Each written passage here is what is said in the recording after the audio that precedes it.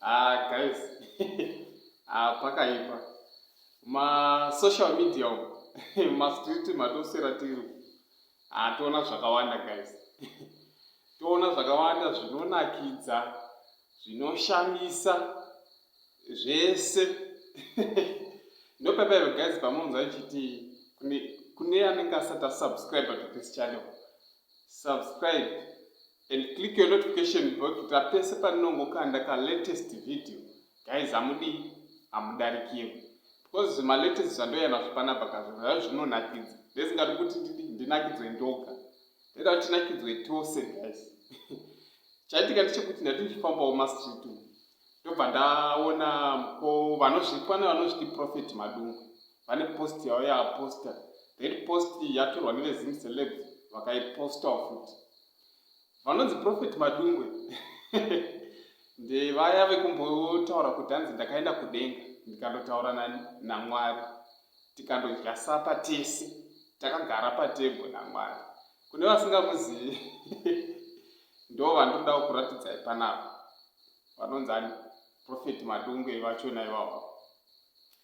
Saka manje pesapa kumashure kuva vakambonyarara zvavo, asi vazosimudzira manje vane kaposti kavakanda. Post yachona ndichakuverengerai zvavanyora.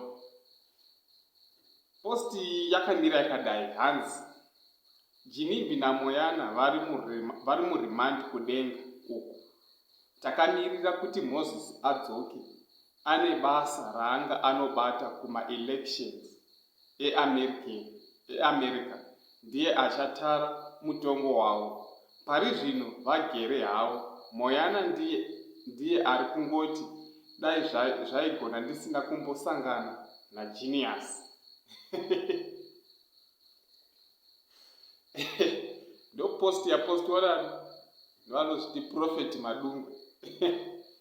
Saka zvaichaita guys ndezvekuti ndichakuverengerai macomments evanhu kuti munzwe zvavanga vachitaura, then imi guys mozotaura maonero enyuwo kumacomments. Comment yekutanga hanzi mufesi irombe uyu mbinga yemarombe ndiyoyi. Umwe akati if weed was a person. Then umwe ndobva ati I know it's not the right time but I'm in tears. Ndobva ati kiki. Umwe ndobva ataura kuti another smartphone in wrong hands. Imwe comment zvikanzi he is given unnecessary attention, this guy, to hell shame. Umwe akati Madungwe got jokes. Umwe akati there are situations where jokes are necessary. Then imwe comment zvikanzi uyu anorwara chete. Uyu anorwara chete. Uyu anorwara chete. Uyu anorwara chete.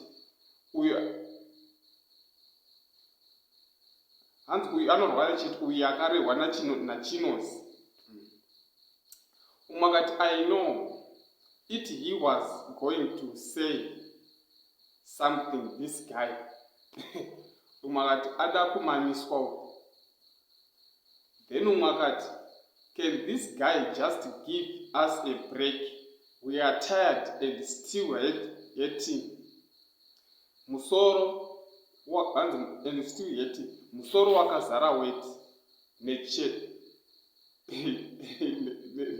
apa.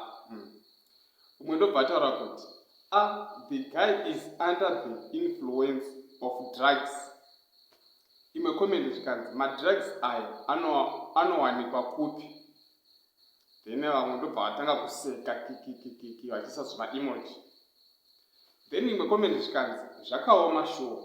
Umwe akati so Moses akusvika nguva irini. Then imwe comment zvikanzi ada kuti shuwa deputy huyai kurufu kwaGinimbi momubata momumamisa steering mhanza iyoyo inenge badza ratimba dhodhi kanosaiza. Umwe ndobva ataura kuti uyu musoro bhangu imbotisiya ticheme bosi langongo in peace. Then imwe zvikanzi ndiye umwe uyu anoti tuziso turi mugomba kunge marara sharp.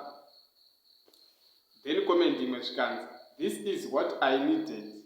Ndaneta nekungoti rest in peace. I last laughed on Saturday chaiyo. Umwe ndobva ataura kuti ichi ndo chichandotsva manje chimudhara ichi. Umwe akati vatanga kunotomoka nepasingade majokes. Umwe akati sha. Then umwe ndobva ati denga rine remand here guys, ityai Mwari. Umwe akati makutamba nezvinhu zvisiri zvekutamba nazvo. Ndomachi makomenzi andauya nawo. Saka guys, ida kuti mutauro maonero enyu mimi nenhau yepost yaProfeti Madungwe.